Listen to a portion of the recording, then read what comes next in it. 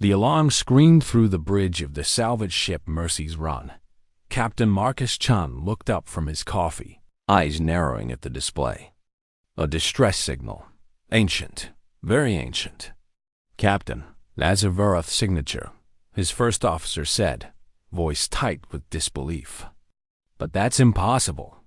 The Varath have been extinct for 200 years.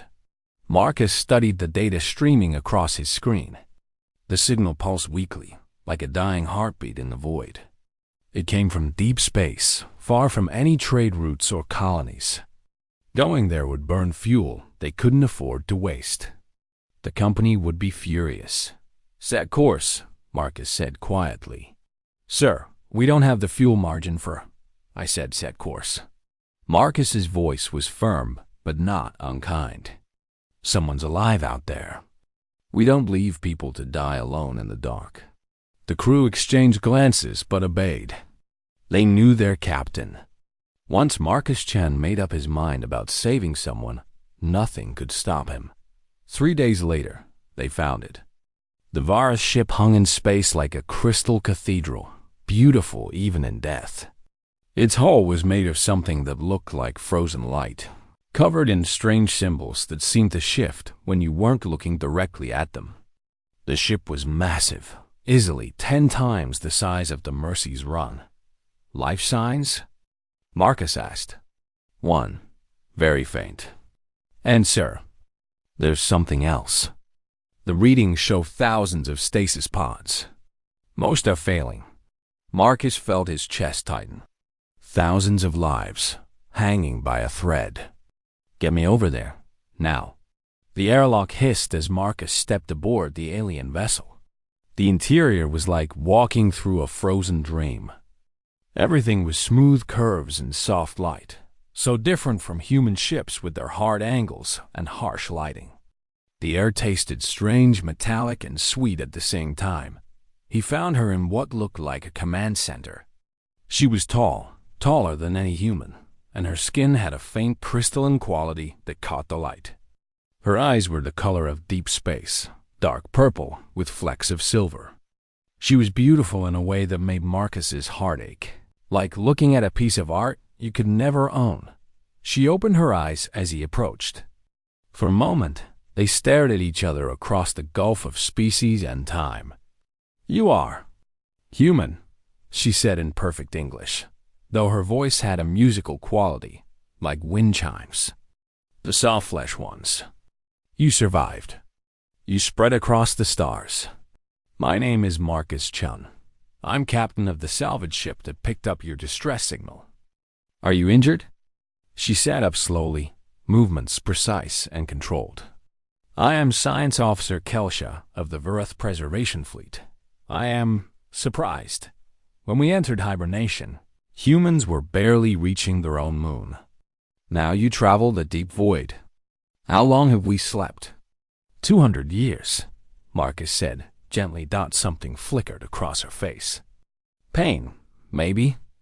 It was hard to read alien expressions. 200 years. The galaxy must be very different now. It is. But right now, we need to focus on your ship. Your hibernation systems are failing. I'm reading critical malfunctions across most of your stasis pods. Kelsha stood, and Marcus saw how weak she was. She swayed, caught herself on a console. How many pods are stable? Marcus checked his scanner. Maybe 10%. The rest. You have 72 hours at most before cascade failure.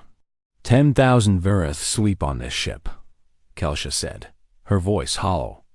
The last 10,000. We are all that remains of our species. When the Great Silence came, when the galaxy tore itself apart in war, we chose to leave. To sleep until the madness passed. I volunteered to remain conscious, to guide our journey. She looked at Marcus with those ancient eyes. I have been alone for 200 years, keeping my people alive. I cannot fail them now. You won't, Marcus said. My crew and I will help you repair the systems. Why? Kelsha asked. We have nothing to offer you. Logic dictates you should take what data you can and leave. You waste resources on a species already dead. Marcus thought about his daughter, about the colony ship malfunction that killed her, about arriving too late, always too late. Because someone should be here. Because no one should die alone in the dark. That's reason enough. For the next 20 hours, Marcus and his crew worked frantically. But the Verith technology was too advanced, too different. Human parts didn't fit. Human power systems were incompatible. They needed components. They simply didn't have. Kel single quotes. Shaw showed Marcus data files. Technology that could revolutionize human space travel. Take this, she said. It is worth billions in your currency. Take it and go. There is no logical reason to stay and die with us. Marcus's crew gathered on the bridge. They looked at him, then at the data. One of them spoke up. Captain, we can't fix this.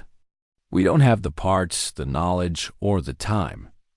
This tech could set up our families for life. We should go. Marcus looked at each of them. Good people, all of them. Practical people. They were right from a certain point of view. Then go, he said quietly. Take the ship. Take the data. Get it home safely. What about you, sir? I'm staying. Someone has to try, even if the odds are impossible.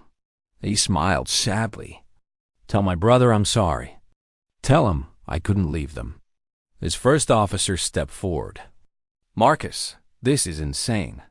You'll die here for nothing. Maybe, but at least I'll die trying. At least you won't be alone. He turned to Kelsha. I can't promise I'll succeed. I can't even promise I know what I'm doing. But I'll stay. I'll try. That's all I can offer. The crew left, arguing until the last moment. The airlock sealed. The Mercy's run pulled away, heading for home. Kelsha watched the human ship disappear into the stars. Then she turned to Marcus. You gave up everything. Wealth, safety, life itself. For strangers. For aliens. This is not logical. Marcus pulled off his jacket and rolled up his sleeves. No, he agreed. It's not. Now, show me these hibernation systems. We have work to do. Kelsha stared at him for a long moment. Then, for the first time in 200 years, something very close to hope flickered in her ancient heart. Marcus wiped sweat from his forehead and stared at the mess of wires in front of him. Human cables and Verith crystal conduits didn't want to connect. He'd been at it for 6 hours straight, and his hands were shaking from exhaustion. You need to rest, Kelsha said from behind him. Your efficiency has decreased by 43% in the last hour. I'm fine, Marcus muttered, trying another configuration. You are not fine. Humans require sleep every 16 to 18 hours. You have been working for 24. This is not logical. Marcus laughed, though it came out more like a wheeze. Welcome to humanity. We do a lot of things that aren't logical. Kelsha tilted her head, a gesture Marcus was learning meant confusion. But why? Surely you understand that rest would improve your performance. The mathematics are simple. Yeah, but every minute I rest is a minute closer to your people dying. So I keep working. He connected 2 wires, and sparks flew. Marcus jerked his hand back with a curse. Kelsha moved faster than he thought possible.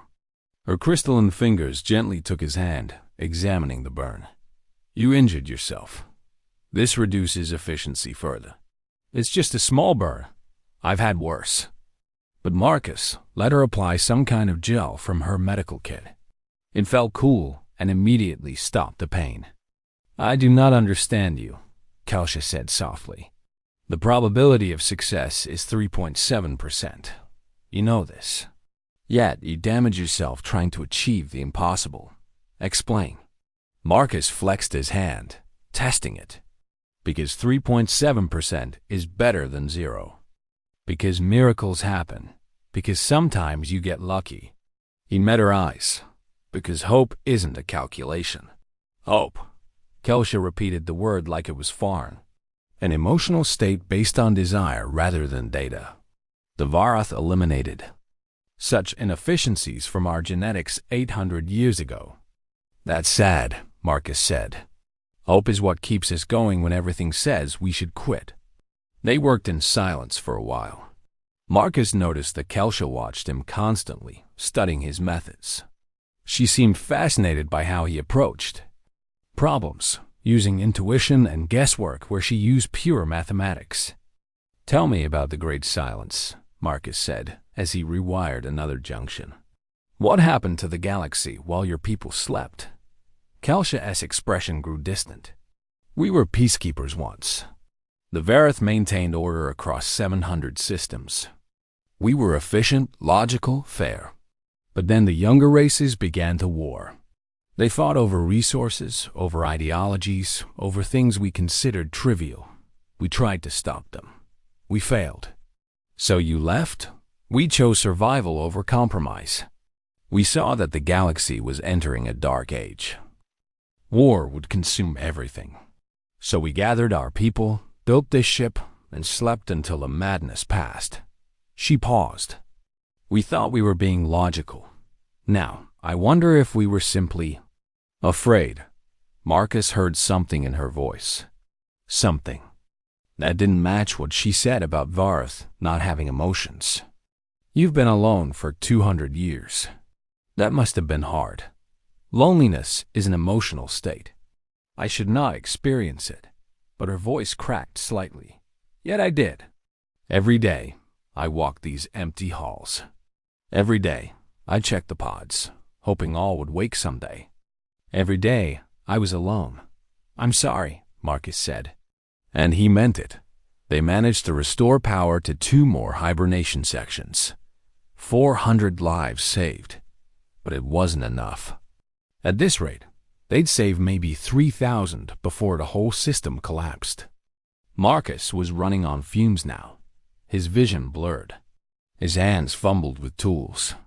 Kelsha kept insisting he rest, but he refused. Then, the accident happened.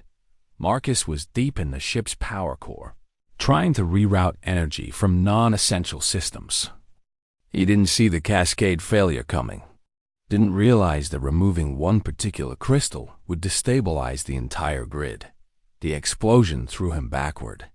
Electricity arced through his body. He screamed. Kelsha had a choice in that moment. She was working on Hibernation Pod 247, which contained 200 sleeping Varath. The pod was failing. She had maybe 30 seconds to complete the repair, or those 200 would die. She also had 30 seconds to reach Marcus before the electrical discharge killed him. 200 of her own people, or 1 alien human. The mathematics were simple. Kelsha ran toward Marcus. She pulled him from the power conduit, her crystalline body absorbing the electricity that would have killed him. She dragged him to safety, held him as he convulsed, whispered words in her own language that might have been prayers. Behind her, Hibernation Pod 247 failed. 200 Varath died in their sleep. When Marcus could breathe again, when his heart stopped racing, he saw Kelsha sitting against the wall. She was staring at her hands like she didn't recognize them. You saved me, Marcus said hoarsely. I killed 200 of my own people to save you, Kelsha whispered. It was not logical. It was not efficient. It was not what a Varath should do. She looked at him, and Marcus saw something he never expected to see in those alien eyes. Tears. Actual tears, crystalline and glowing faintly. What have you done to me, human? I chose 1 life over 200. I chose you. Marcus pulled himself up and sat beside her. You chose to save someone right in front of you instead of someone you couldn't reach. That's not wrong. That's human. But I am not human. I am Varath. We are logical. We are efficient. We do not feel. We do not. She gestured helplessly at her own tears. We do not weep. Maybe your people engineer feelings out of your genetics, Marcus said gently. But maybe they didn't get rid of them completely. Maybe they just buried them deep. And maybe, after 200 years alone, after meeting someone who refuses to give up even when it's hopeless, maybe those feelings woke up. Kalsha looked at him. Really looked at him. This exhausted, injured, stubborn human who stayed when anyone sensible would have fled, who worked himself to collapse for strangers, who smiled even when facing certain death. "I do not understand you," she said again. But this time, it sounded different. Not confused, curious, maybe even fond. Join the club. Most humans don't understand humans either. Marcus checked his scanner. We have 48 hours left. We've saved 40% of the pods.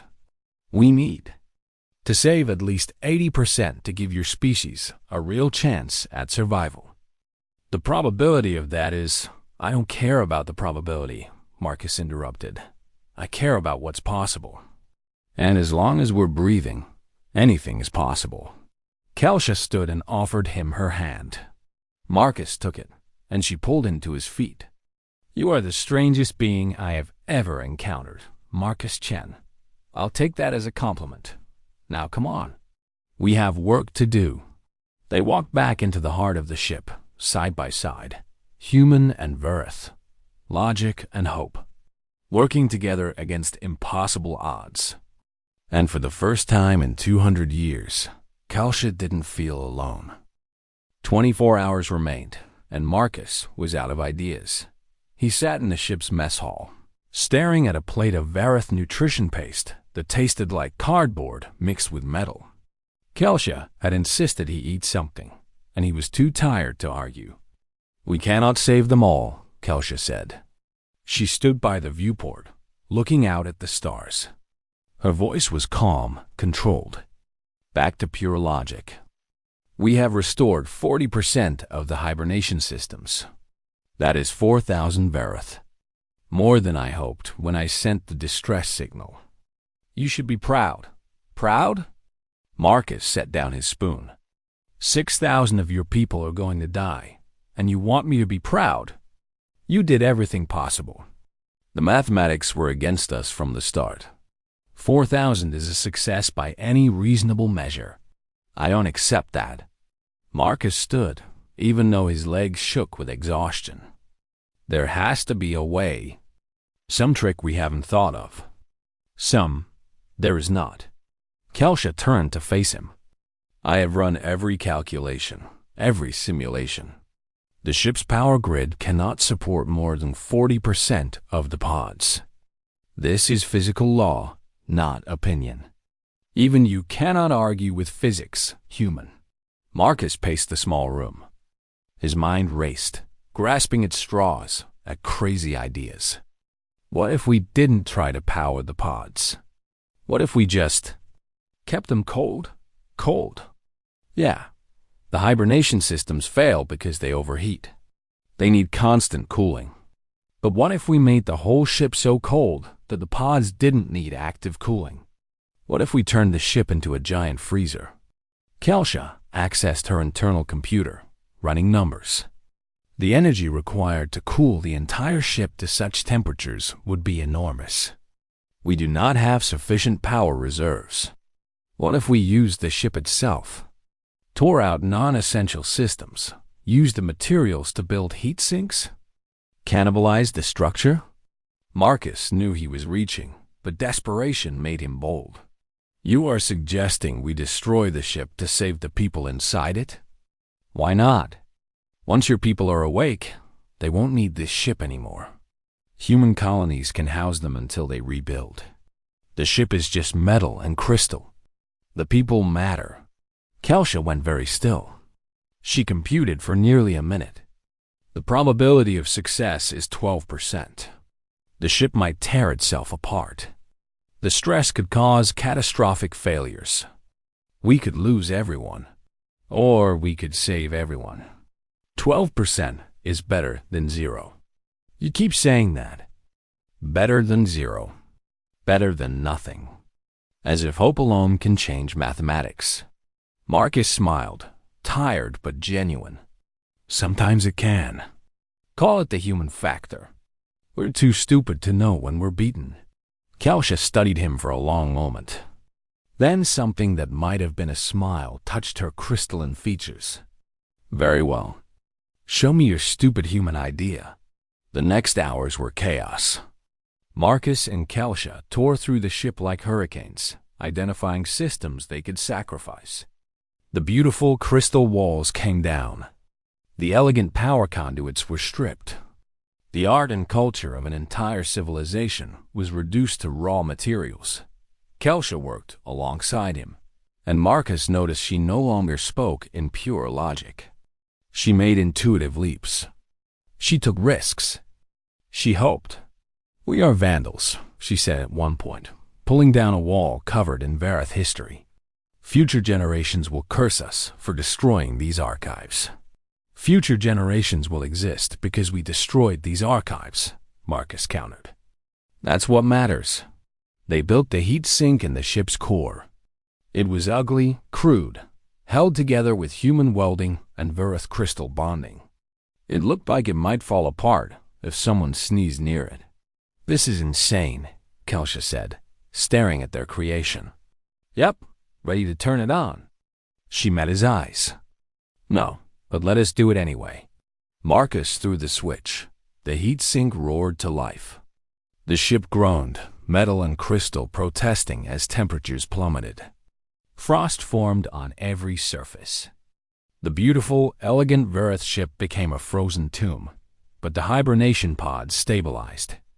One by one, their readings shifted from critical to stable. Marcus and Kelsha monitored the systems, hardly daring to breathe. 50% stable. 60%. 70%. At 80%, something broke. The ship shuddered. Alarms screamed. A massive structural beam in the engineering section cracked, and suddenly they were venting atmosphere into space. "Seal the breach." Marcus shouted, already running. They made it to engineering in time to see the hull peeling away like paper. The cold had made the metal brittle. The stress was too much. Marcus grabbed emergency sealant and sprayed it into the crack, but it wasn't enough. The breach was spreading. "We need to shut down the heat sink," Kelsha said. "The ship cannot handle the strain. If we shut it down, the pods fail. If we do not, the ship tears apart and everyone dies." Marcus looked at the spreading crack, at the stars visible through the widening gap. His mind raced. There had to be a way. There was always a way. Then he saw it. The hull breach was near an old docking port. If they could seal the entire section, cut it away from the rest of the ship. "Help me seal this corridor," he said.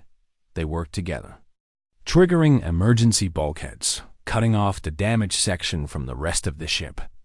It meant sacrificing a third of the vessel, but it would stop the breach from spreading. The final bulkhead slammed shut just as the damaged section tore away completely. Through the viewport, they watched a huge chunk of the Vareth ship tumble into space. Marcus checked his scanner. 82% of pods still stable. "We did it. We actually did it." Then the next alarm sounded. The heat sink was working, but it was consuming power at an insane rate. They had maybe 6 hours before total power failure. And without power, the pods would fail immediately. "We need rescue," Kelsha said. "Now, the distress beacon is offline. We have no way to call for help." Marcus looked at the escape pod they'd seen earlier. Small, fast, could make it to a human outpost in maybe 4 hours. "One of us has to go," he said quietly. Kelsha nodded. "One of us must go for help while the other maintains the systems manually. The mathematics are clear. You should go. You're Vareth. You know your people's systems better. You can explain to rescuers what they need to bring." "No." Kelsha's voice was firm. "I am the logical choice to stay. I can interface directly with the ship's systems. You are better suited to convince humans to mount a rescue." Marcus shook his head. "Kelsha, you've been alone for 200 years. You shouldn't have to I have been alone for 200 years, she interrupted. I am accustomed to it. You are not. You are human. You meet others. That's not. Please. The words stopped him cold. Kelsha never said please. Please, Marcus. Let me do this. Let me save my people. I stayed conscious all this time for this purpose. Let me fulfill it. Marcus wanted to argue, but he saw the determination in her eyes. The acceptance. The peace. Okay, he said softly. I'll go. I'll bring back help. I promise. He moved toward the escape pod, gathering supplies. Kelsha watched him, her expression unreadable. Then, as he reached the airlock, she spoke. Marcus, why do humans do this? Throw themselves at impossible odds? Fight when logic says to surrender? He turned to her. Because hope isn't a calculation, remember? Because someone has to try. Because mercy isn't efficient, but it's what makes us human. I think. Kelsha paused, struggling with words. I think I am beginning to understand. You do not do these things because they are logical. You do them because they have meaning. Because connection matters more than survival. Because being alive is not the same as living. Marcus smiled. Yeah, exactly that. Thank you, Marcus-chan, for teaching me this. For staying when anyone else would have fled. Showing me what it means to hope. Thank you for letting me try. He climbed into the escape pod. The hatch started to close, and Kelsha realized something. Something that made her crystalline heart crack with an emotion she'd never felt before. She didn't want him to go. She didn't want to be alone again. Wait. The word left Kelsha's mouth before she could stop it. The escape pod hatch froze. Half-dash closed. Marcus looked at her through the narrowing gap. Kelsha? What's wrong? Everything was wrong. Everything was breaking inside her. Feelings she didn't have words for flooding through her crystalline body. For 800 years, the Earth had been a species of pure logic. For 200 years, she had been alone with her calculations and her duty dot. And now, watching this human prepare to leave, something in her shattered. She started, then stopped. How did you explain feelings you weren't supposed to have? I do not want you to go. Marcus climbed back out of the pod. Kelsha, we talked about this. Someone has to get help. I know. The logic is sound, but... She looked at her hands, watched them tremble. I am afraid. Marcus walked to her slowly, like approaching something fragile. Afraid of what? Of being alone again. The words came out as a whisper. For 200 years, I walked these halls alone. I spoke to no one. I touched no one. I watched my people sleep and wondered if I would die before they woke. Every day was silence. Every day was emptiness. And then you came. She looked up at him, and tears ran down her face. Real tears that shouldn't exist. You stayed when you should have left. You worked when you should have rested. You hoped when hope was illogical. You made me feel things I thought my species had forgotten how to feel. And now, just when I remembered what it means to not be alone, you are leaving. Marcus reached out and gently took her hand. I'm coming back. I promise. I'll bring help and you do not understand. Kelsha pulled away, pacing the small space. Let me tell you about the Great Silence. About what really happened to my people. She moved to the viewport, staring out at the stars. The Varth were not always as we are now. Once, millennia ago, we felt as you do. We loved. We hoped. We feared. We were alive in the way you are alive. What changed?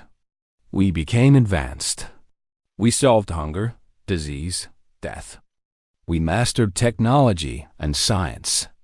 And someone asked the question, why do we still suffer? Why do we feel pain when pain is inefficient? Why do we grieve when grief serves no purpose? Why hope when we can calculate? Why love when love makes us vulnerable? Kelsha turned to face him. So we changed ourselves. We edited our genetics, removed the messy emotions, kept only logic and reason. We became perfect, efficient, clean. And? Marcus asked quietly. And we started to die. Her voice cracked. Not quickly. Not obviously. But slowly, over centuries, the Verith began to vanish. Our birth rates dropped. Our people lost interest in the future. We maintained our civilization perfectly, but we stopped building new things. Stopped exploring. Stopped reaching for the stars. Because without emotion, there was no drive to grow? Worse than that. Without emotion, there was no meaning. We existed, but we did not live.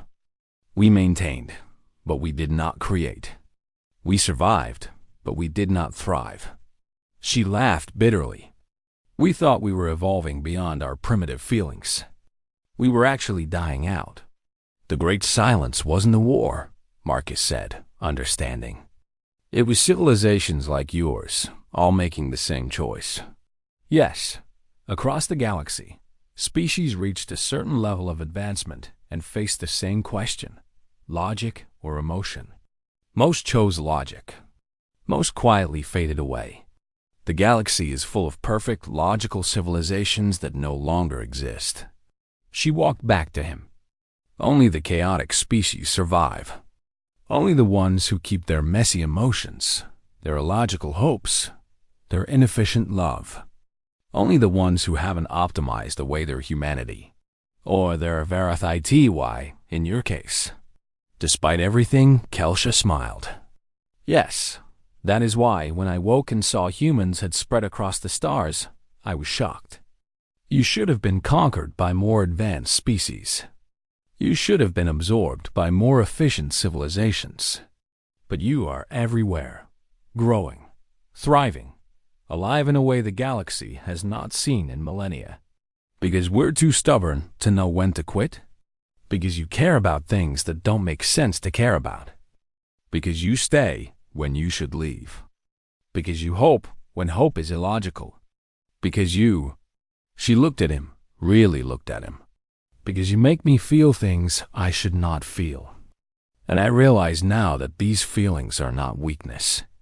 They are strength. They are life itself. Marcus stepped closer to her. What are you saying, Kelsha? I am saying that I do not want to send you away to save myself. I do not want to return to being alone, being logical, being efficient, but empty. I am saying that these past days with you, working together, talking, laughing at your terrible jokes, feeling frustrated and hopeful and alive, these have been the most real days of my 800 years of existence. She took his hands in hers. You asked me earlier why the Verith engineered out our emotions. I know now. It is because feelings hurt. They make us vulnerable. They make us do illogical things. But they also make us real. They make existence meaningful.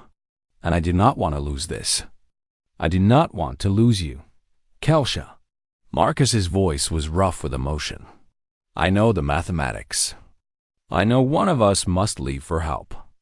I know you are the logical choice to go. I know that my feelings are interfering with sound judgment. But I have spent 200 years making the logical choice, the efficient choice, the right choice. And I was alone and empty and dead inside. She pulled him closer. Just this once, I want to make the illogical choice. I want to choose what my heart wants instead of what my mind says. Even if it is foolish. Even if it is wrong. What does your heart want? Marcus asked softly.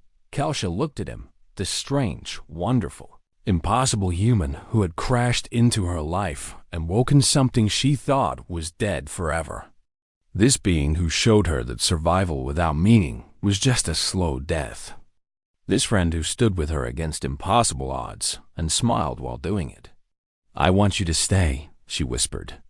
Here, with me. Until the end, whatever that end may be.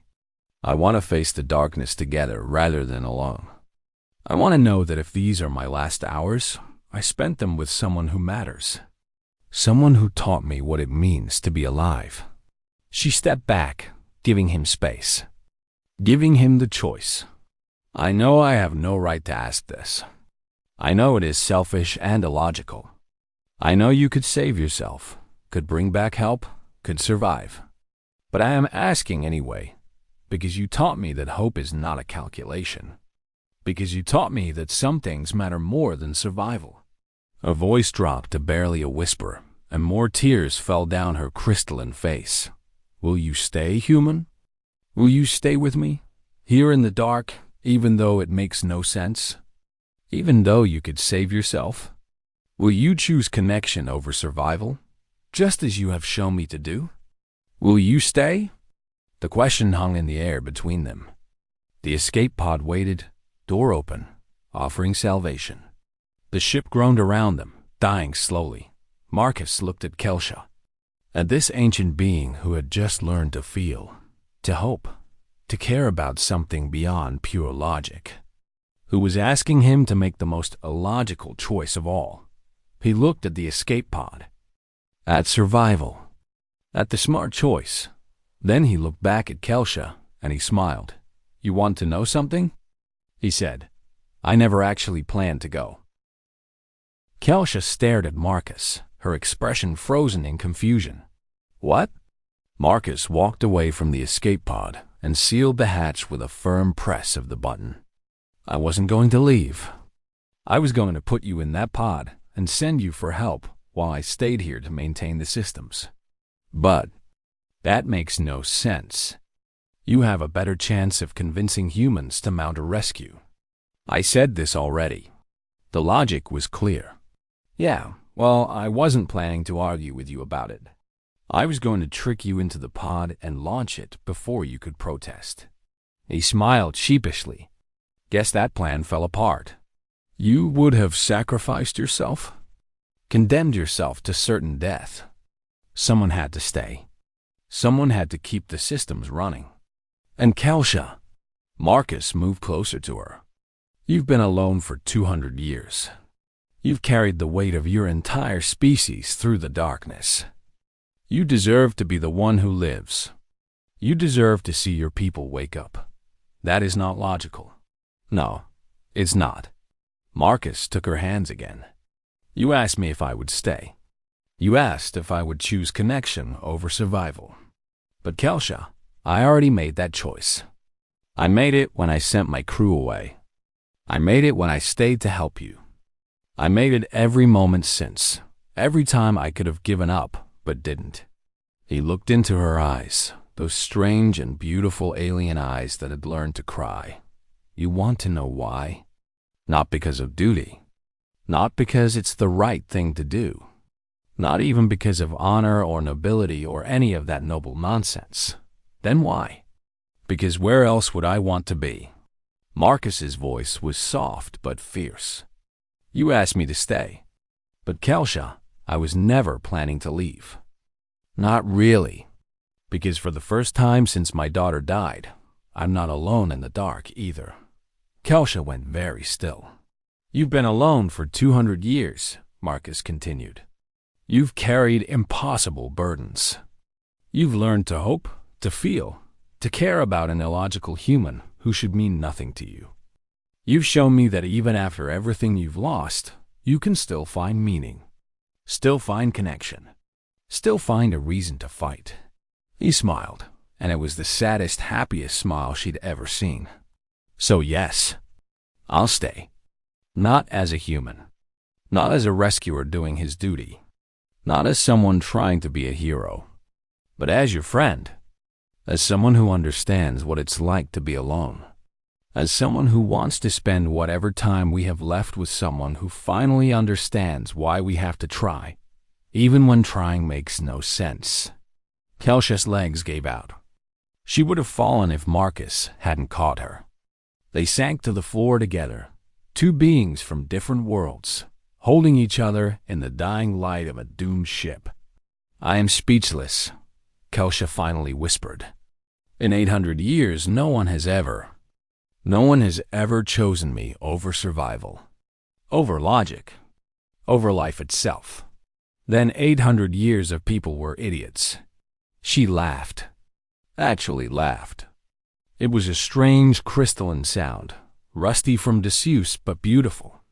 You are the most impossible being I have ever encountered, Marcus Chen. I'll take that as the highest compliment. He brushed a crystalline tear from her cheek. So, we're both staying. We're both going to maintain the systems as long as we can. And maybe, just maybe, we'll figure out a miracle. The probability. I don't care about the probability. I care about the fact that we're together. That neither of us has to face the darkness alone. They sat there for a moment, just breathing, just being. Then Marcus's communicator beeped. He pulled it out, confused. There shouldn't be any signals out here. The voice that came through was his first officer. Captain, you stubborn, self-sacrificing idiot. I hope you're still alive to hear this. Marcus and Kalsha scrambled to their feet. This is Chun. What's happening? We ignored your orders, sir. Turned the ship around about an hour after leaving. Called in every favor we had. We've got 3 other salvage ships and a colony engineering team on the way. ETA 45 minutes. You, what? You taught us that no one dies alone in the dark, Captain. That includes you. There was a pause. That includes your new friend, too. We're bringing everything we need to repair those hibernation systems properly. All of them. Marcus looked at Kelsha. She looked back at him.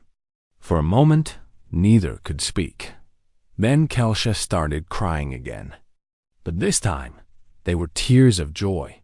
The rescue was controlled chaos. Human engineers swarmed the Vereth ship, their crude but effective solutions mixing with Kelsha's elegant designs. What the heat sink couldn't solve, human ingenuity and Vereth knowledge combined to fix. 23 hours later. Every single hibernation pod was stabilized and being transferred to human medical ships for proper care. Marcus stood on the bridge of the Mercy's Run, watching the operation. Kelsha stood beside him, unwilling to leave his side. 10,000 Vereth, she said softly. All saved. All alive. Thanks to you. You kept them alive for 200 years. Thanks to us, she corrected. I could not have done this alone. Marcus's first officer approached. Sir, the Vereth are asking about technology transfers. They're offering their entire database as payment. No, Kelsha said firmly. It is a gift. A gift between friends. Between people who chose connection over cold transaction. The officer grinned. I like her, Captain. She's learning from you. God help us all, Marcus muttered, but he was smiling. Over the following months, the Vareth were integrated into galactic civilization. They settled on a beautiful world near human space, a planet of crystal mountains and purple skies. Kelsha stayed with Marcus, serving as an ambassador between their species. But more than that, she became his friend. His partner. The person who understood what it meant to choose hope over logic. The Vereth began to change. Slowly, carefully, they started to reverse the genetic modifications that had stripped away their emotions. Kelsha led this effort, teaching her people what she had learned from one stubborn human. Feelings hurt, she told the Vereth Council. They make us vulnerable. They make us do illogical things. But they also make us real. They make existence meaningful. We did not fail as a species because we lacked logic. We failed because we forgot how to live. 6 months after the rescue, a memorial was held for the Vareth who had died during the 200-year journey. Marcus stood in the crowd as Kelsha spoke to her people. We thought logic would save us, she said, her voice carrying across the gathered thousands. We were wrong. We thought emotions were weakness. We were wrong. We thought survival was the highest goal. We were wrong about that most of all. She looked directly at Marcus. We live today because one being cared when caring made no sense. Because one human stayed when anyone else would have calculated the odds and left. Because one person taught me that hope is not a calculation, that mercy is not efficient, but that these illogical, inefficient, impossible things are what make life worth living. Humans have a saying, hope against hope. They try when trying is foolish. They care when caring is inefficient. They stay when staying means death. And because of this, they thrive. They spread across the stars. They are vibrantly, chaotically, beautifully alive. My people asked me once, what makes humans special? I know the answer now. She walked to Marcus and took his hand. They stay. When any logical being would calculate the odds and leave.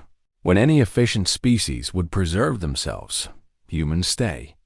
Not because they are too stupid to know better, but because they are wise enough to know that some things matter more than survival.